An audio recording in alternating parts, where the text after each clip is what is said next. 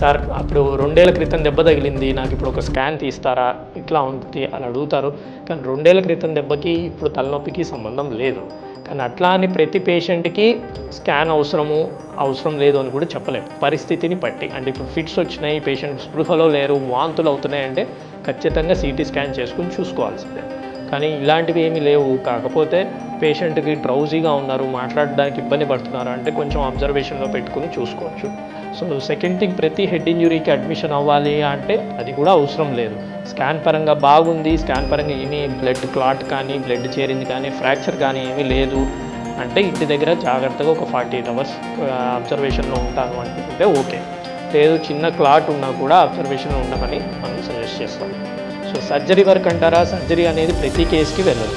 So head ఇంజురీలో కూడా రకరకాల problems ఉంటాయి.